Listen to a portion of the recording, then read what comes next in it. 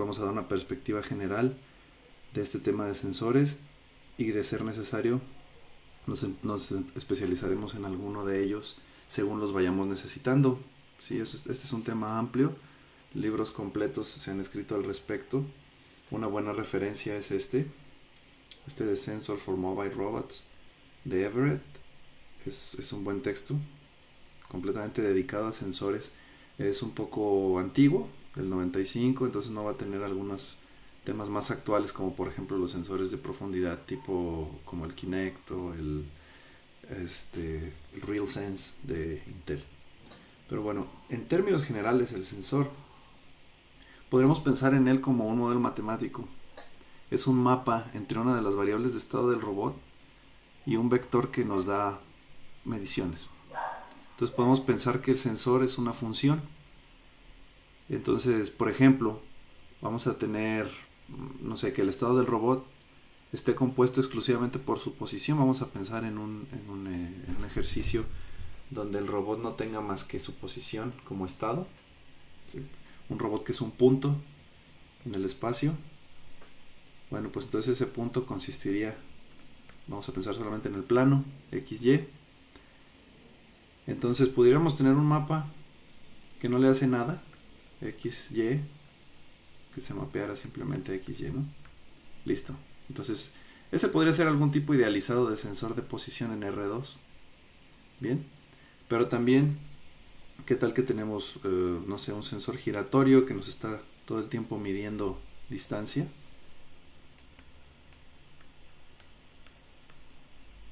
Y nos convierte de coordenadas XY a R teta. Pues finalmente la transformación matemática entre una representación y otra es muy sencilla de realizar y es reversible 100%. Pues este mapeo no tendría ningún problema, ¿no? Pero bueno, puede haber otros sensores más limitantes, bien, donde por ejemplo no tengamos una buena sensibilidad en cuanto a qué distancia están las cosas. Entonces R ya no está. Solo conoceríamos a qué ángulo se detectó algo. Y tal vez un solo sensor no sirva para reconstruir toda la posición. A lo mejor necesitamos un segundo sensor.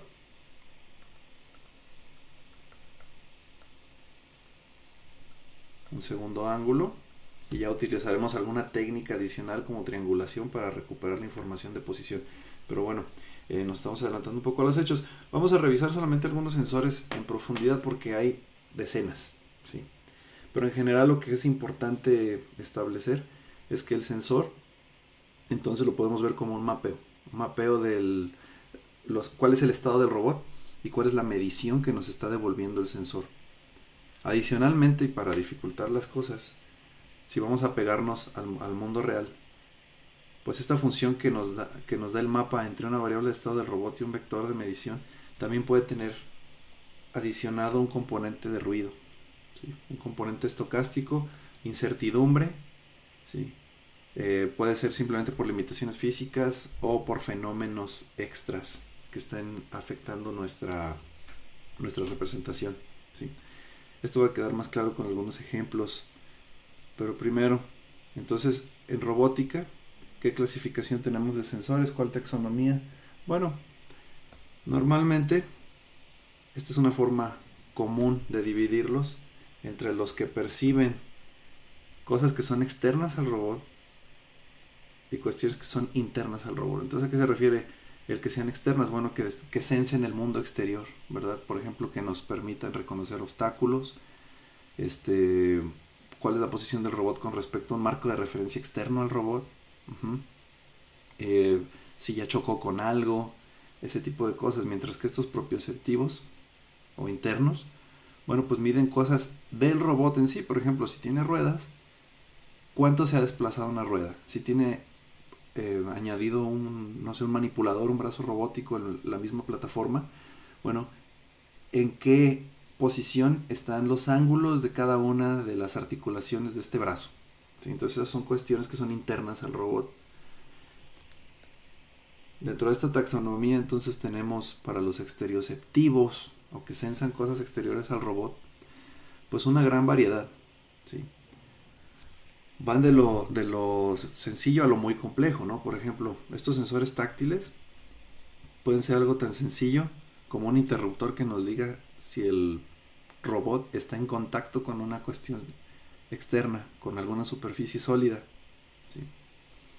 O si ya está muy cerca, por ejemplo, ¿no? Entonces aquí serían sensores que tienen un muy corto alcance, utilizando algún fenómeno físico, ya sea que estén basados en la óptica, en la acústica, y que determinen que hay una cosa cerca, pero posiblemente su sensibilidad sea tan poca que no nos puedan decir qué tan cerca está aquello que se aproxima, o a lo que se aproxima el robot, ¿sí? También con respecto a un marco de referencia externo inercial, pues podemos tener estos sensores de orientación que nada más nos dicen cómo está colocado el robot con respecto a este marco de referencia.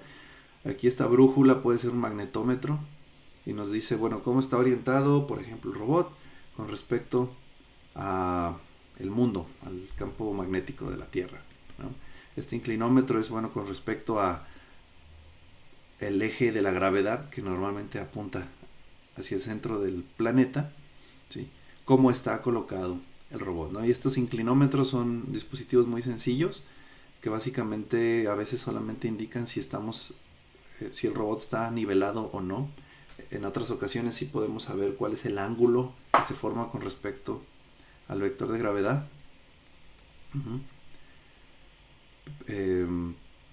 Una cuestión más fina sería a través de acelerómetros que nos dijeran, bueno, en hasta 3 ejes o menos, cómo es la orientación del robot con respecto al mundo.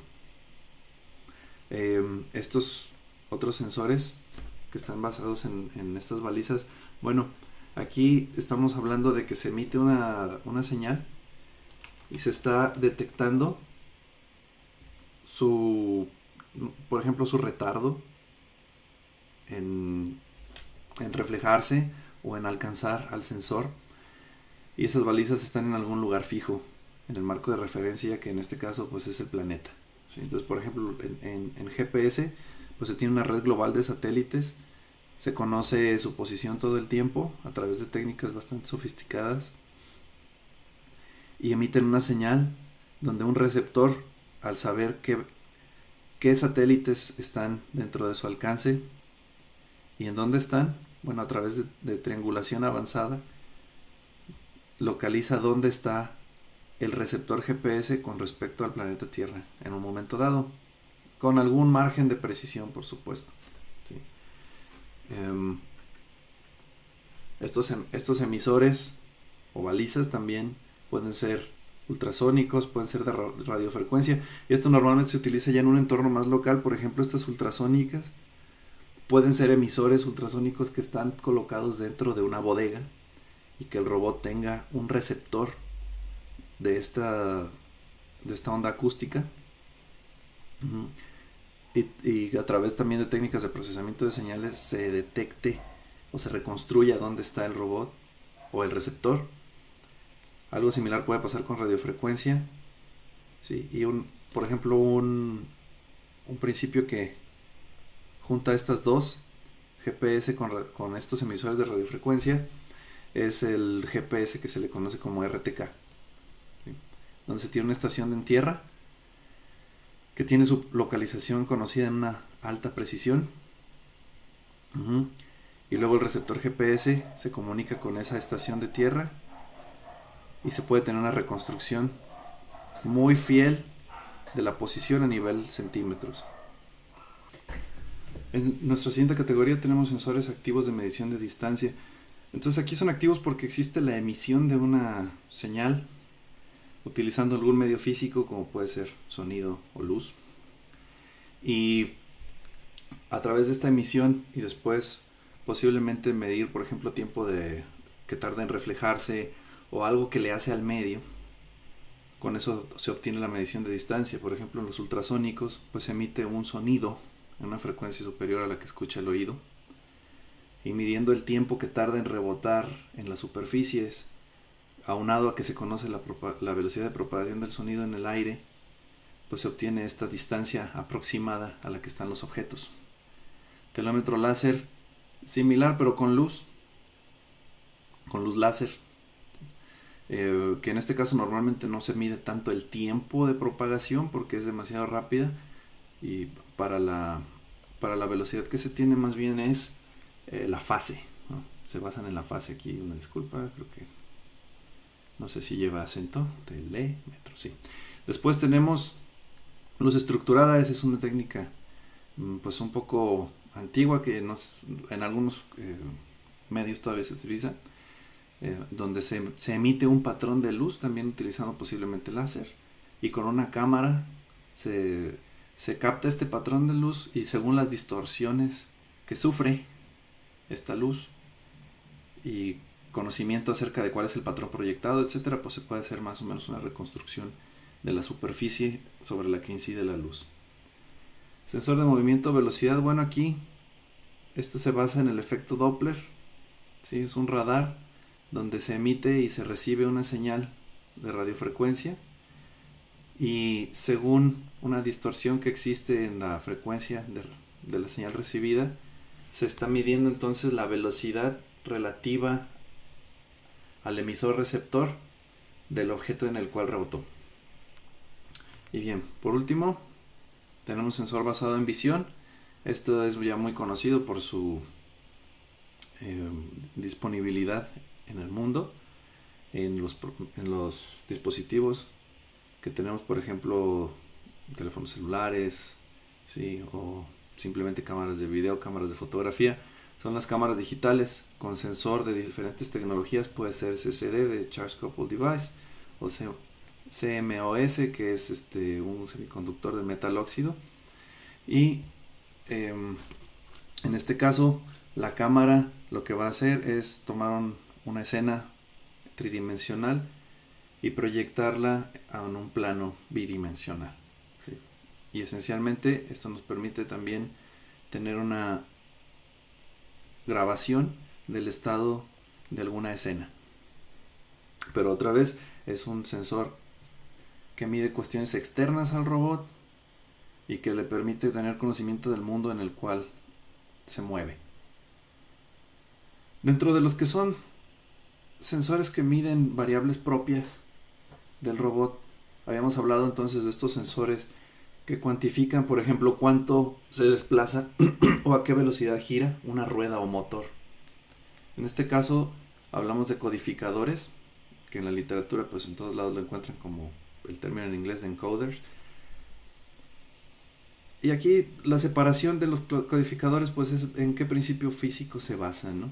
En la inducción, en la capacitancia, si son ópticos, si utilizan detección magnética, si tienen físicamente una escobilla que arrastra sobre una armadura metálica. Pero en general todos intentan cumplir la misma función, que es decirle al dispositivo al que le mandan su señal cuánto gira una rueda o a qué velocidad gira una rueda. También se puede tener cualquiera de las dos. Y dentro de los sensores de orientación, bueno, recordamos en las categorías anteriores externas había sensores de orientación. Aquí estos sensores de orientación que se considera propioceptivo es el giroscopio. Este sensor, que se basa pues en la conservación del momento angular, nos da el conocimiento de a qué velocidad gira el objeto, digamos dentro de su propio marco de referencia, ¿no? Entonces sobre sus propios ejes X, Y, Z, a qué velocidad está teniendo un cambio angular. Entonces esto como si es propio del dispositivo, por eso lo clasificamos aquí. Entonces el giroscopio no puede cuantificar cuánto gira, sino a qué velocidad lo hace. Y bueno, ya a través de integración, otras técnicas, podemos tratar de reconstruir cuánto cambió su orientación. Entonces esta pequeña clasificación nos habla de muchos sensores. Y bueno, dentro de cada una de las categorías pues puede haber diferentes tecnologías para su construcción. Nosotros, como lo que queremos es la aplicación de estos sensores en robótica móvil, entonces más bien vamos a pensar en para qué situaciones específicas vamos a necesitar nuestro sensor, y vamos a adaptar entonces nuestros algoritmos a la información disponible. Aquí faltan, como les digo, sensores, porque está basado en algunos textos un poco más antiguos. Entonces faltaría, por ejemplo, hablar de sensores como los que mencionábamos del Kinect, de cámaras como la RealSense de Intel, donde pues ya se tiene la combinación de luz estructurada con cámara infrarroja y se está haciendo una reconstrucción de profundidad. Entonces también tenemos otros sensores que no aparecen aquí, como estas cámaras Time of Flight, que se tiene un emisor láser, una detección de cambio de fase, pero ya es a nivel como una imagen de profundidad que se está reconstruyendo. Bueno, hablando de algunos sensores en particular, vamos a pensar más en su representación matemática que en realmente el principio físico que los hace funcionar. Miren, por ejemplo, aquí tenemos este codificador rotacional. Antes de pasar a la representación matemática, aquí es un ejemplo de cómo puede funcionar un sensor. ¿Sí? Tenemos una fuente emisora de luz, expansor de haz, lente de colimación, luego un lente cilíndrico que hace pasar haz de luz a través de un disco semitransparente que tiene algunas zonas opacas, y después esta luz pasa y hace contacto con un arreglo de detección que puede ser un pequeño sensor CCD o algo así, y entonces eso permite saber cuál es el patrón actual de rotación. Entonces, para hacerlo más claro, abajo se muestran un par de discos con codificaciones de lo que se le conoce como código Gray o un código simplemente binario ascendente. Y aquí lo que va a pasar entonces es que cada posición de este disco, bueno, dependiendo de la resolución que se tenga, pero cada posición angular de este disco va a dar origen a un código diferente.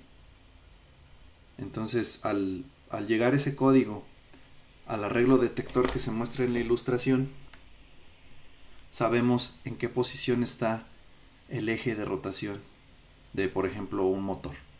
¿Sí? Entonces ya con esto podríamos conocer la posición o cuánto está girando. Bueno, pues a través del cambio de posiciones podríamos sacar cuál es la velocidad angular. ¿Sí? Entonces, este es un ejemplo de cómo funciona uno de tantos sensores. Pero al final lo que queremos saber es cuál es la relación entre la variable de estado del robot y el sensor. Entonces en este caso, por ejemplo, si el robot tiene dentro de sus variables de estado la posición de una llanta, el ángulo en el cual se encuentra esta llanta con respecto a una referencia local, bueno, pues podríamos obtener ese ángulo absoluto utilizando el codificador. Pasando a otros. Entonces, en estos sensores inerciales que estoy mostrando aquí, vamos a pensar en un acelerómetro o en un giroscopio. Entonces, si tenemos un acelerómetro y sobre todo está alineado exactamente con el centro de masa de un robot, pues prácticamente estaríamos midiendo las fuerzas a las que está sometido exactamente el robot. Entonces, estas aceleraciones que sufre el cuerpo, la tecnología por la cual se construyen los acelerómetros permite directamente a través de algunas transformaciones matemáticas obtener estas aceleraciones en metros sobre segundo al cuadrado. Entonces ahí podríamos decir que directamente se puede conocer cuál es la aceleración que sufre un cuerpo, aunque por supuesto aquí falta hablar de una señal de ruido. ¿Sí? Casi siempre tienen mucho ruido estos sensores. El giroscopio nos permite medir la velocidad angular del objeto al cual está adherido este giroscopio. Entonces esta velocidad angular igual podríamos pensar que estamos conociendo directamente las velocidades de rotación, no tanto del objeto al cual está adherido, sino del giroscopio en sí, que normalmente es un pequeño encapsulado. Es un circuito con tecnología MEMS que ya nos puede decir a qué velocidad está girando el circuito. Y bueno, ya a través de las transformaciones matemáticas adecuadas, dependiendo de en qué parte del cuerpo esté adherida este encapsulado, bueno, podremos obtener cuál es la velocidad a la que gira el cuerpo, ¿no? Aquí otro ejemplo de cómo podemos tener un mapeo de variables de estado a variables de medición vamos a pensar en un sensor de posicionamiento en 2 dimensiones. Esto puede ser, por ejemplo, a través de tecnología como balizas ultrasónicas dentro de una bodega, como lo que mencionaba. Entonces, si pensamos en el piso de la bodega como un plano XY y tenemos, por ejemplo, un robot que se dedique a la revisión de inventarios visto desde arriba, vamos a pensar que estas son sus ruedas. Entonces el robot en sí, podríamos pensar que tiene una posición XY del robot y aparte, si tiene una dirección de desplazamiento, pues tiene un ángulo. Entonces la baliza ultrasónica normalmente solamente nos dice en qué posición XY se encuentra, pero no conocemos ese ángulo de orientación θ. Entonces podríamos decir que la función que mapea estas variables de estado x, y y θ a la medición obtenida puede ser esta multiplicación matriz vector que nos deja únicamente con x, y. Bien, este es un caso muy simple para la transformación.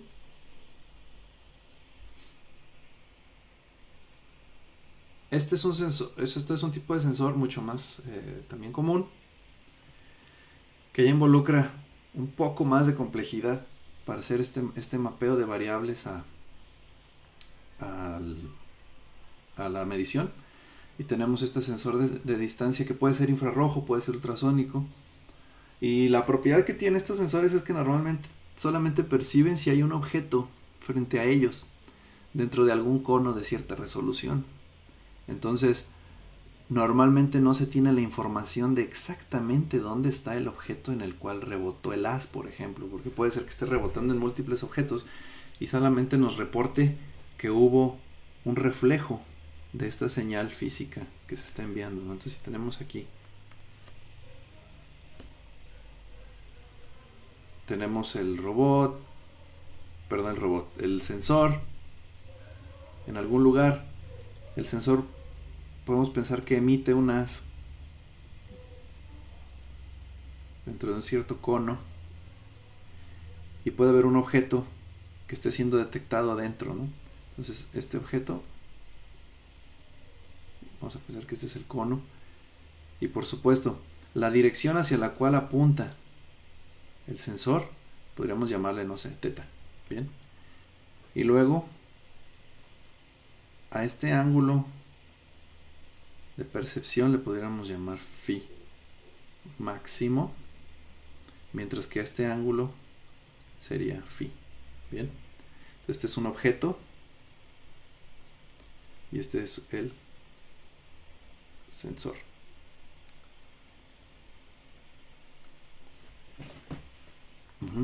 Entonces este sensor tendría la particularidad de que solamente nos reporta si hubo algo en lo que rebotó el haz que envió, ya sea de luz infrarroja, ya sea de sonido, pero solamente sabemos que está dentro de algún cono y no tenemos más conocimiento, entonces no podríamos saber exactamente las coordenadas. Si el cono es muy fino, entonces sí podríamos tener una determinación de dónde está el objeto, pero si el cono es amplio, esa pérdida de resolución también nos implica mayor error al momento de tratar de reconstruir en qué posición del plano XY está el objeto detectado. Bien, entonces el modelo pues es lo que se observa en estas ecuaciones. Entonces ese phi, que es el ángulo del objeto, bueno, pues se calcula de esta manera.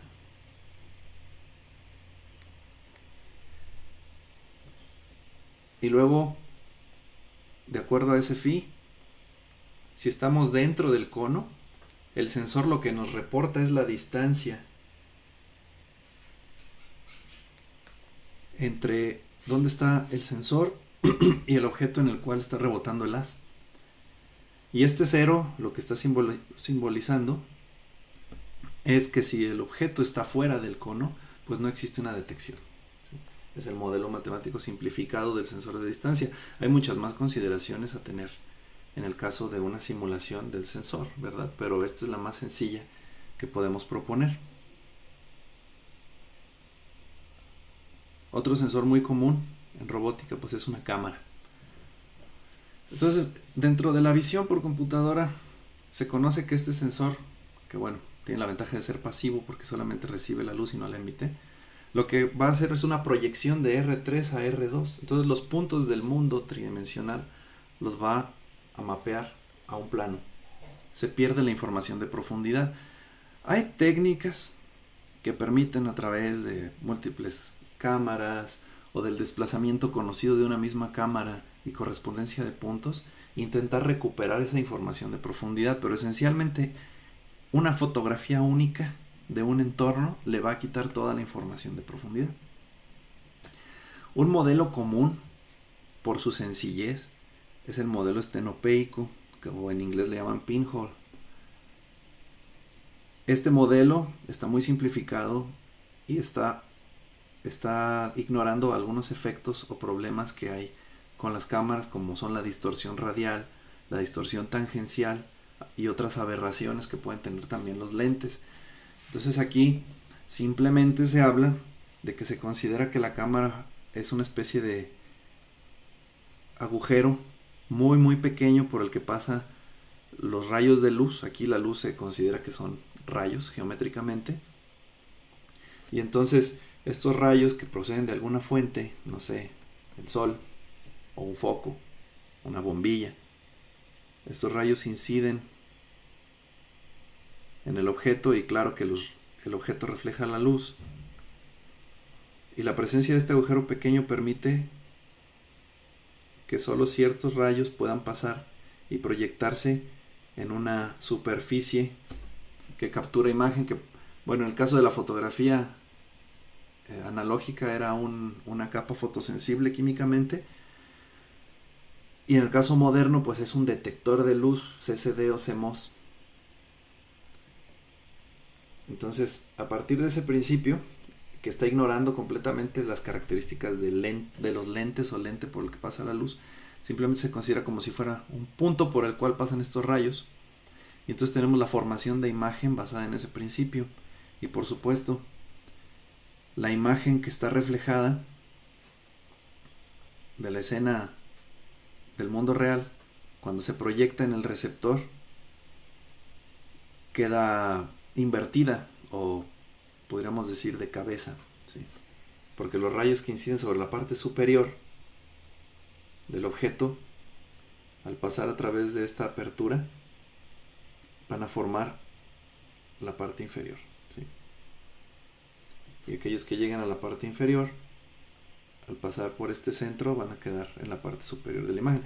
Bien, claro que como esto está siendo capturado por una computadora, pues normalmente es muy fácil obtener la imagen corregida, que no esté invertida, ¿sí? Pues simplemente se toman los puntos de información, que se les llama píxeles porque dentro de la imagen pues son picture elements, es una especie de matriz, por supuesto.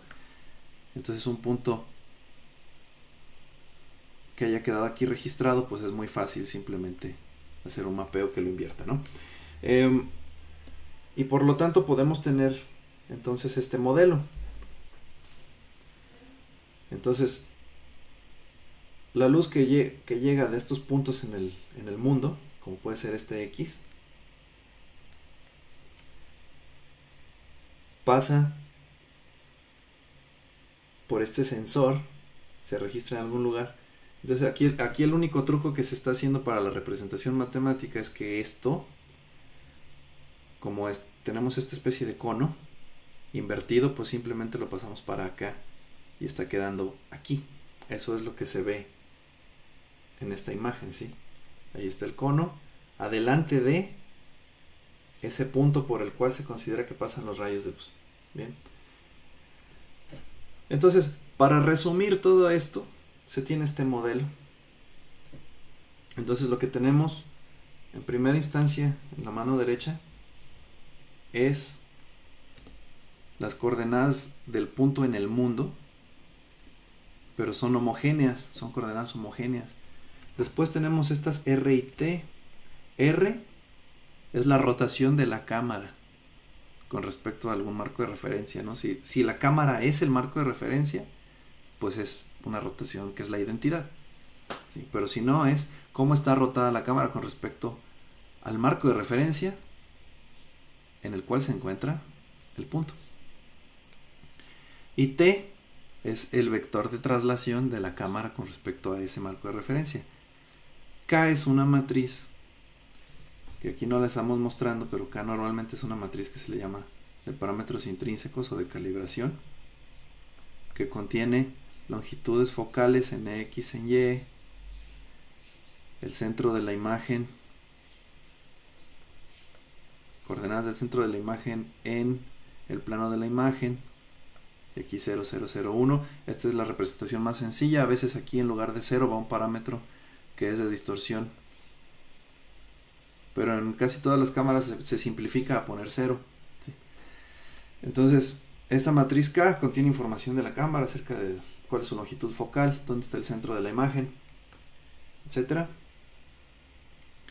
Y esta multiplicación, tenemos matriz de 3×3 que multiplica una matriz de 3×4. Tenemos algo aquí de 3×4, este es de 4×1. Entonces pues nos va a dejar un resultado de 3×1, que es esto, y son las coordenadas en el plano de la imagen. Si lo vemos aquí, las coordenadas en el plano de la imagen a donde se proyecta este punto del mundo.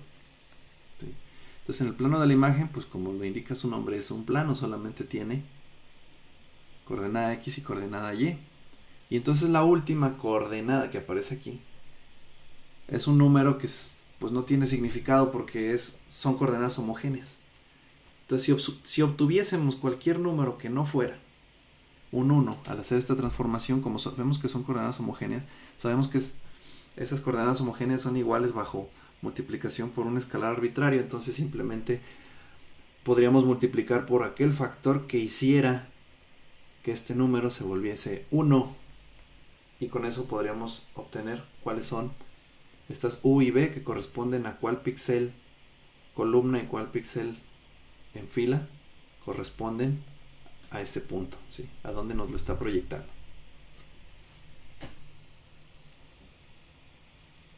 Bien.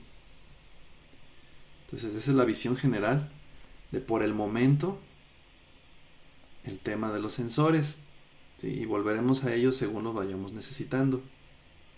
Vamos a revisar brevemente una simulación simplificada en MATLAB de estos dos sensores de interés, sensor de distancia y sensor de visión, por su prevalencia dentro del tema de robótica móvil.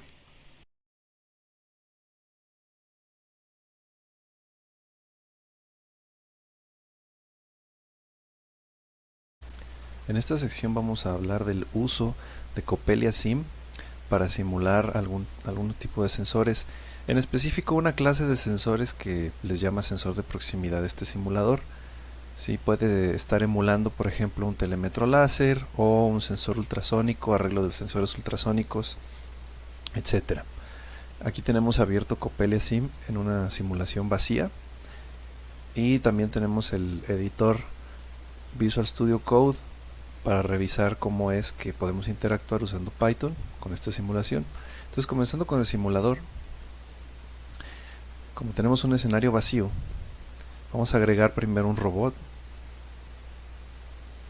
y como nos ha sido bastante útil, vamos a utilizar otra vez este robot Pioneer. Si desplegamos su estructura dentro de la jerarquía de la escena, podemos ver que está compuesto por varias piezas, como hemos visto en otras ocasiones.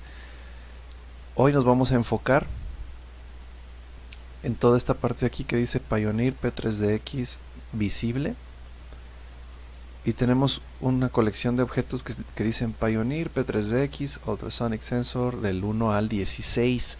Entonces vamos a acercar la vista para poder relatar que estos círculos que tenemos alrededor del robot son, en la vida real, en el robot real, son sensores ultrasónicos. Entonces el sensor ultrasónico, como se decía, pues emite un pulso ultrasónico, y basado en la velocidad del sonido en el aire, pues va a detectar qué tanto tiempo tarda en reflejarse ese pulso sónico en una frecuencia inaudible para nosotros, que está más allá del espectro audible para el humano.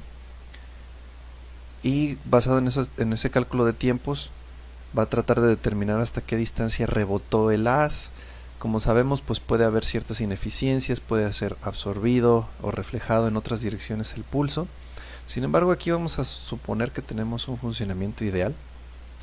Entonces, en esencia podemos considerar que el sensor pues es perfecto. Si hay un objeto colisionable dentro de la simulación y es visto, por así decirlo, con el sensor, si el sensor puede detectarlo, entonces obtendremos una lectura muy precisa de su ubicación. Tal vez en la vida real no sea tan preciso, pero eso lo podemos simular de una mejor manera utilizando, por ejemplo, ruido añadido. Bien, entonces, habiendo dicho cuáles son esos sensores ultrasónicos, el modelo ya los trae. ¿Sí? Si nosotros construyésemos nuestro propio modelo, se le pueden agregar, haciendo uso de la jerarquía de la escena y del objeto, tal como en este modelo. ¿Sí? Entonces vemos que los sensores ultrasónicos son hijos de la malla principal que dice Pioneer P3DX visible, y a su vez esa desciende ya directamente del robot. Bien, ok, entonces así lo tenemos. Ahora, si yo voy marcando cada uno de los sensores, comencemos por el 1. Si observamos el modelo del robot, la parte más gruesa del chasis es el frente, ¿sí? Es hacia donde se mueve, y la parte de atrás es donde tenemos la rueda libre, que nos permitirá que no se caiga el robot. Entonces, siendo esta parte el frente, vemos que si yo marco en la jerarquía de la escena el objeto que es el robot, del que desciende todo lo demás, me da una caja que lo contiene, un bounding box en 3 dimensiones, que es el volumen que lo contiene, y vemos los ejes locales del robot. O sea, en su marco de referencia local tenemos que X es este rojo y es hacia el frente del robot, Y es hacia su izquierda y Z es hacia arriba. Entonces estamos siguiendo una regla de la mano derecha, haciendo el frente X y el lado izquierdo Y. Bien, entonces esto es relevante porque pues esa es la dirección predominante en la que se va a mover el robot. En su X local siempre avanza en su dirección X cuando avanza, o puede rotar con respecto a su eje Z. Bien, entonces tenemos esta malla visible y tenemos como hijos a los sensores ultrasónicos. Entonces, si partimos del sensor Ultrasonic Sensor 1, vemos que es este. Entonces, visto desde arriba el robot,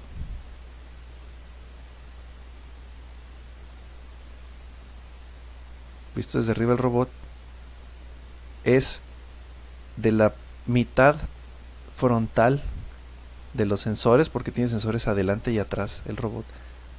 De los que tiene en el frente, es el primero de izquierda a derecha.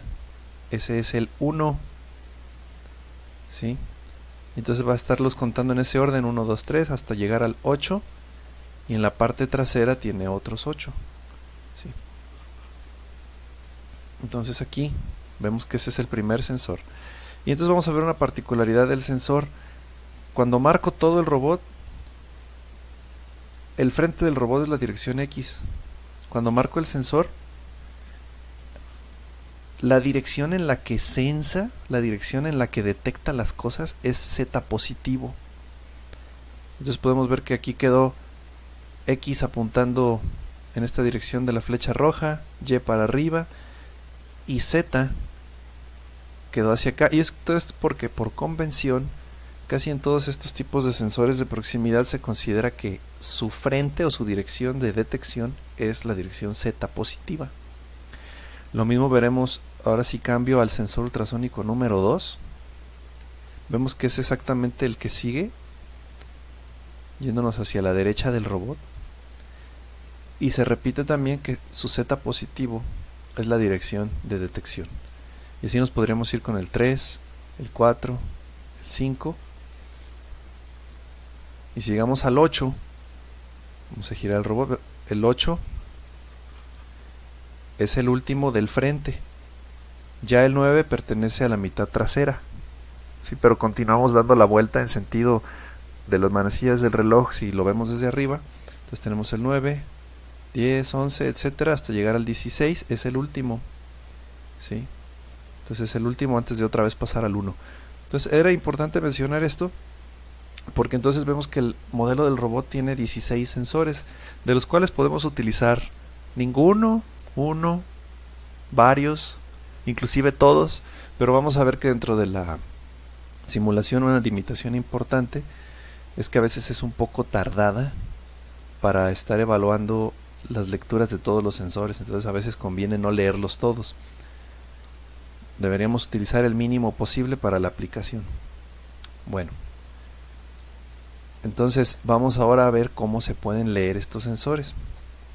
Si volvemos al código que habíamos revisado en alguna sesión anterior que se llama vreptest.py,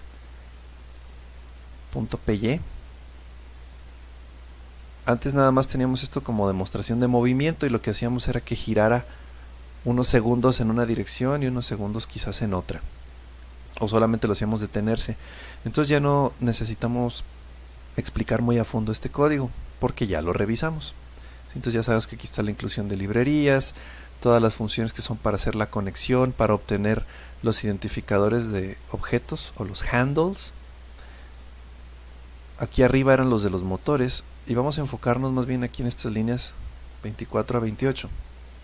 Entonces aquí estamos obteniendo identificadores de objetos dentro de la simulación que llevan el nombre P3DX Ultrasonic Sensor del 1 al 16 según vemos esta generación de rango.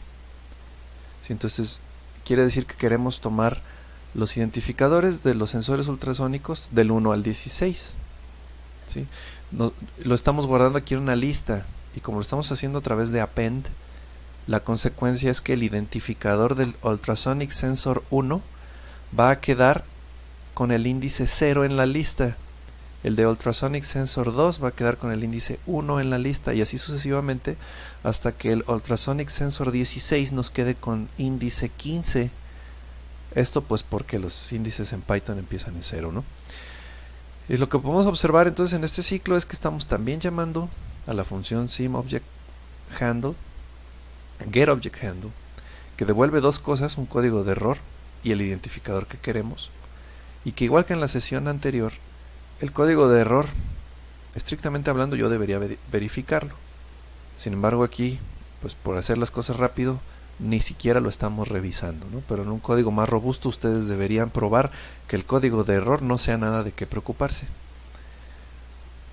Entonces aquí tenemos en los argumentos que se le pasan quién le está pidiendo la información, es nuestro identificador de cliente, la cadena que identifica al objeto, en este caso pues los nombres de los sensores ultrasónicos, y finalmente un modo de lectura. Y nosotros estamos utilizando aquí el modo de lectura blocking, quiere decir que nuestro programa cliente va a hacer la petición y va a esperar hasta que el simulador le conteste con la información que le pidió. Entonces aquí tenemos identificadores. Esta sección es importante discutirla, esta del 30 al 32 de las líneas que dice Sensor Initialization. ¿Por qué tenemos que inicializar los sensores? Esta es una particularidad del simulador que el mismo fabricante o productor nos indica. Es una especie de bug raro que tienen, en el cual para poder leer los sensores tenemos que leerlos una primera vez y no hacer nada con la información. Se tienen que leer una primera vez como para activarlos, y lo que nos va a devolver esta lectura no sirve, no son datos útiles. Por eso nos dice la documentación: lea una vez cada sensor de los que va a usar con la función de lectura, pero la primera vez que lo mande llamar no use la información porque no sirve. Es hasta la segunda vez que nos va a dar información confiable el sensor. Y bueno, pues no vamos a discutir con el que programó la aplicación, así que vamos a hacer exactamente lo que nos dijo. Tomamos un ciclo, dice aquí range 16, antes era porque quería números explícitamente del 1 al 16, pero como ya tengo mis identificadores de sensores en el arreglo lista uSensor, pues ahora sí, nada más necesito índices del 0 al 15, por eso uso range 16. Y ahora sí vamos a revisar esta función read proximity sensor. ¿Sí? Entonces, como decía hace unos minutos, sensor de proximidad es una clase de sensores donde nuestro simulador agrupa todo lo que se parezca a algo que mide distancia, sensor ultrasónico, telémetro láser, etc. Entonces, esta clase de sensores, read proximity sensor, todos se leen con la misma función. Vamos primero a revisar qué le pasamos de argumento y después vemos qué nos devuelve. Entonces, de argumento es muy simple, nada más le decimos quiénes somos, nuestro client ID, de qué cosa dentro de la simulación queremos leer la distancia como sensor. Entonces necesitamos un identificador de sensor. Como estamos haciendo un ciclo de 0 a 15, pues estamos poniéndole el índice aquí a la lista uSensor. Entonces estoy preguntando por lectura del sensor 0, del sensor 1, etc. Y aquí vemos un cambio, ya no es con modo de operación blocking, ya es streaming. Como platicábamos antes, streaming le manda la solicitud al simulador, pero no se espera a recibir una respuesta. Y bueno, entonces la llamada es muy simple. Ahora hay que ver todo lo que nos devuelve. Vamos a ver con calma. Primero, código de error. Igualmente en la documentación de la API de Python podemos ver qué significan los diferentes códigos de error. De repente puede ser que no se pudo leer el sensor, por ejemplo, por la razón que sea, y simplemente deberíamos descartar esa medición. Y una vez más, en este ciclo al menos, yo no estoy haciendo una revisión de que el código de error no sea de importancia. En un código robusto deberían revisarlo. La siguiente cosa que nos devuelve read proximity sensor es estado. Entonces esta variable state es un booleano, puede ser verdadero o falso, y lo único que nos indica es si es verdadero, significa que el sensor detectó algo en su dirección z positiva. Si nos devuelve false, significa que el sensor no detectó nada, ¿sí? Entonces, por ejemplo, haciendo un paralelo con la vida real, si tenemos un sensor ultrasónico y yo les estoy diciendo que se basa en cuánto tiempo tarda en rebotar un pulso ultrasónico, true o verdadero significaría que rebotó después de un cierto número de microsegundos o milisegundos, mientras que false significaría que después de esperar un tiempo prudente no recibimos un pulso de rebote. Quiere decir que no rebotó en nada el haz, o sea que no estamos teniendo una lectura, ¿sí? Entonces true significa que rebotó el haz o que se detectó algo, y false significa que enfrente del sensor no hay nada en su dirección z positiva. Luego, point. Dice aquí que point es una lista. Point va a ser una lista de 3 elementos. Índice 0 es x, índice 1 y, índice 2 z. Son las coordenadas de dónde está lo que detectó el sensor en caso de que sí haya detectado algo. Entonces vamos a ver que en un sensor ultrasónico, por así decirlo, de la vida real, no obtendríamos una lectura precisa de dónde detectó el objeto, nada más una distancia. Lo único que sabríamos es qué tan lejos del sensor en su dirección de detección está el objeto donde rebotó el haz, pero no podemos saber sus coordenadas x, y, z dentro del marco de referencia del sensor, no de manera exacta. Sin embargo, el simulador nos lo da.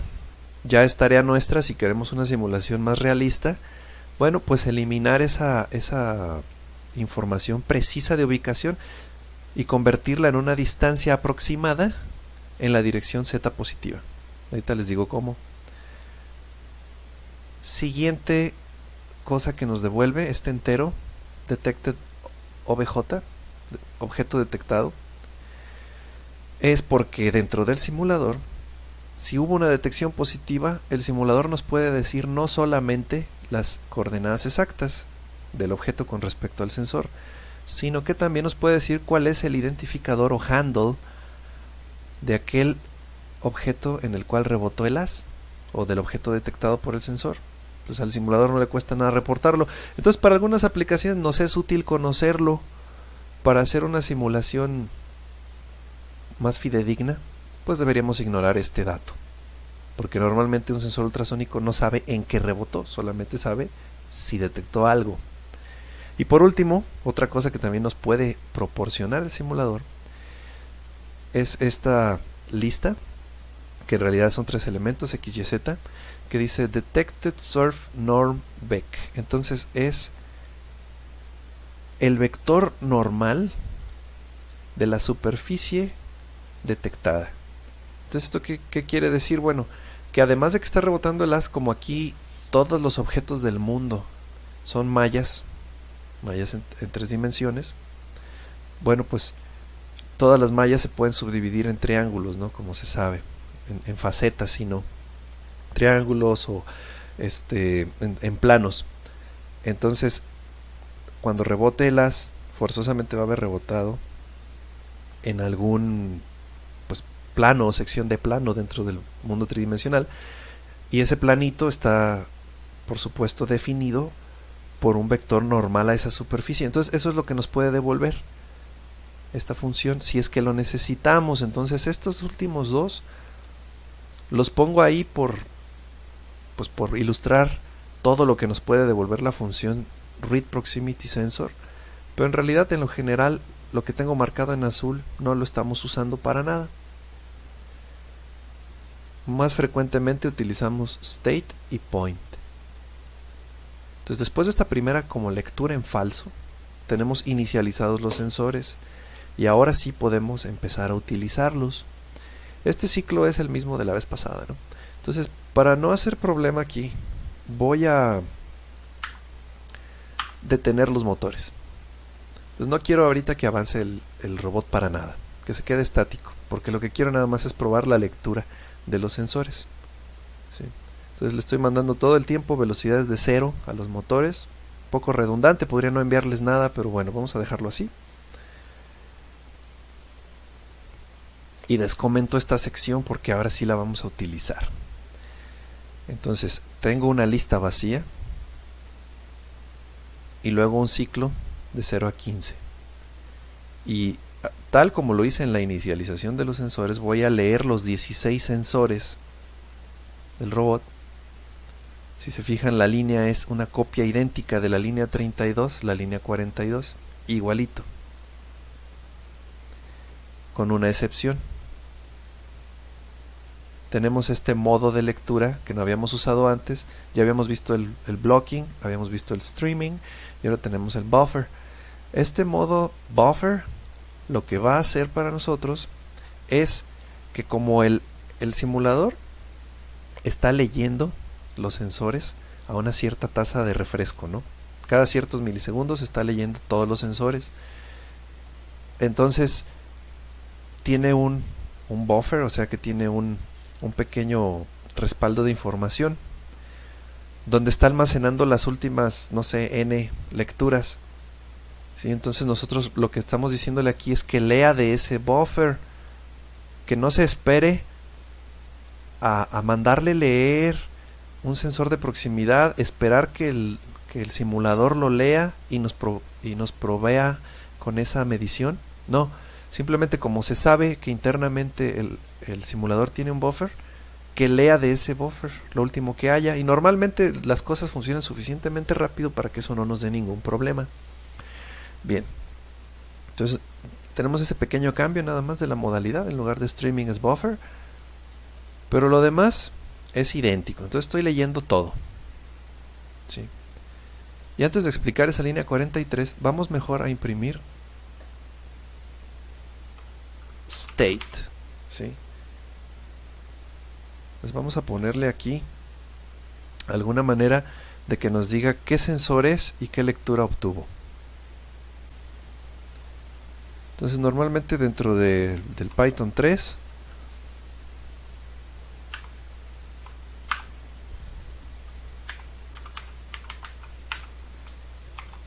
podemos hacer esto.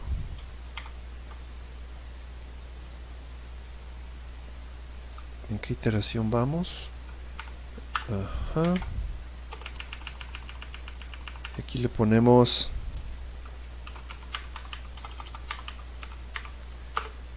sensor. ¿Cuál sensor? Y detectó o no detectó. Ok. Entonces ahí esperaríamos que nos imprimiera en la consola: soy el sensor tal y estoy detectando o no estoy detectando. En un mundo vacío como el que tenemos, no debería detectarnos nada, no por el momento. Lo único que sí tengo que hacer y que no he realizado aún es desactivar el programa de navegación reactiva que trae el robot. Y bueno, vamos a hacer el suelo un poquito más grande, de 10×10. Y vamos a añadir un script multihilos para podernos conectar a la simulación utilizando simremote api.start, así, y los demás valores por defecto, está bien. Entonces ya está guardado. Vamos a ponerle aquí tiempo real, le ejecuto y pues tal como debe ser, no espero detectar absolutamente nada. Vámonos acá. Si no cometí ningún error, deberíamos poderlo ejecutar. Bien. Oh, pequeño error, eso sí. Debí verlo antes. Está mal la indentación, ahora sí. Eso.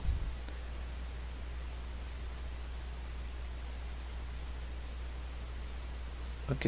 Entonces en la consola pues todo lo que vamos a ver es detecciones falsas todo el tiempo. Sensores 1 al 16, no ve nada, no ve nada, no ve nada. ¿Sí? Ahora, para ilustrar un poco mejor el ángulo de cobertura y todo eso que tiene cada uno de los sensores, vamos a utilizar una funcionalidad del simulador que son las capas. Entonces vamos del lado izquierdo y vamos al icono que dice Layers, cuando le ponen el mouse encima, el puntero, y hacemos clic en él y le sale un diálogo muy sencillo. Nada más dice Layers y tiene unas palomas aquí. ¿Sí? Entonces las capas les permiten visualizar cosas que muchas veces no son útiles a menos que estén haciendo depuración de sus modelos. Vean ahí, por ejemplo, qué me está aprendiendo o no. Que estamos viendo ahí, por ejemplo, normalmente no se ilustran en el simulador, por ejemplo, las uniones o articulaciones que unen las piezas y que son móviles. Y en esta capa, al activarla, como ven, aparece aquí el objeto que representa esta articulación. Este left motor ahora sí sale con su bounding box y todo. O lo apago, ¿sí? Puedo ponerlo o quitarlo. Entonces, dentro de todas estas capas tenemos esta cuarta capa, es la que nos interesa ahorita. Vean cómo aparece una especie de cono o pirámide, parece ser de base octagonal, para cada uno de nuestros sensores, ¿sí? Voy a cerrar el diálogo de las capas. Entonces podemos ver exactamente cuál es el área de cobertura o el volumen de cobertura de cada uno de nuestros sensores. Entonces, si yo hablo por ejemplo del sensor 1, que ya vimos que es este del extremo, donde estoy moviendo el mouse, el sensor 1 entonces tiene un cono que estoy recorriendo con el mouse, y ese cono, si no hay nada dentro, pues vamos a tener solamente detecciones falsas, ¿no? Y así en general. Ahora vamos a agregar algo para que sí pueda tener una detección positiva.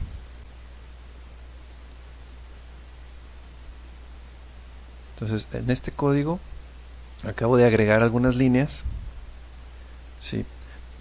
en el caso de que sí tengamos una detección positiva. Entonces, si hay una detección positiva, no solamente vamos a tener el state como verdadero, sino que además point nos va a dar algún valor. Entonces, como decíamos, point va a ser un arreglo de 3 números, que son las coordenadas en x, y, z, en el marco de referencia del sensor, de dónde detectó el objeto que está viendo.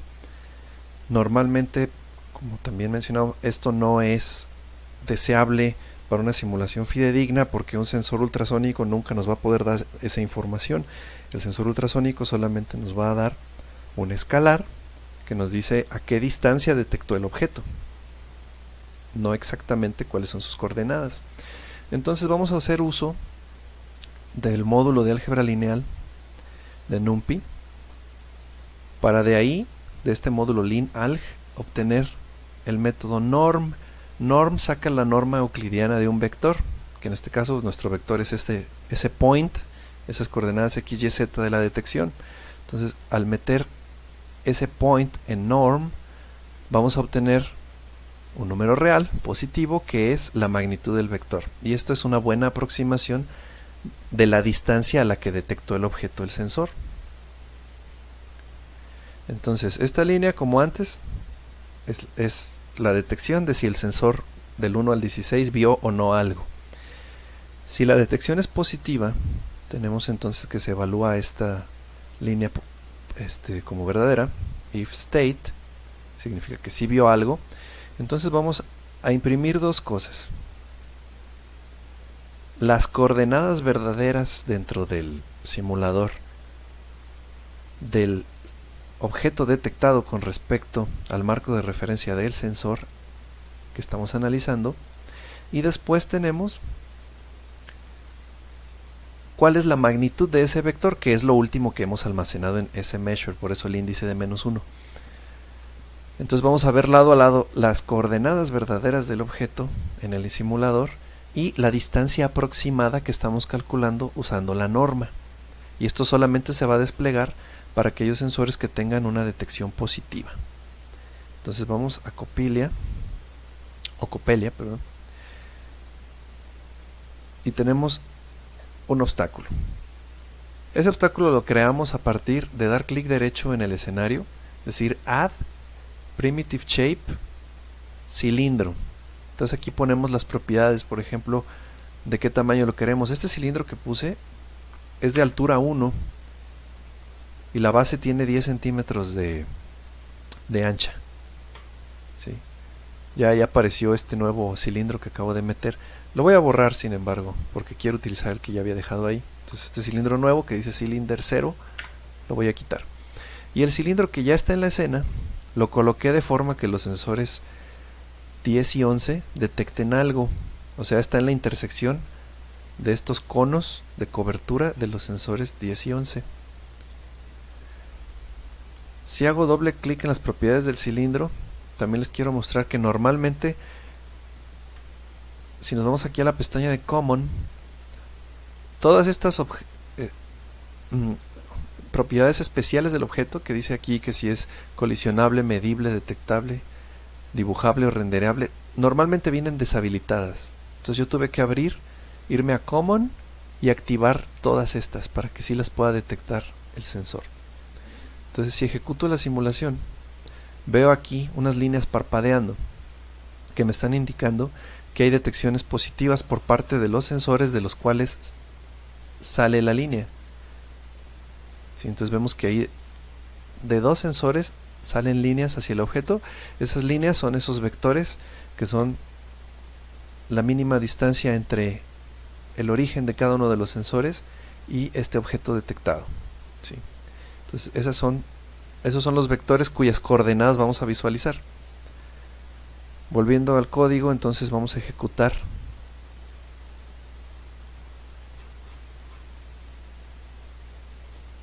ahí tenemos que está corriendo.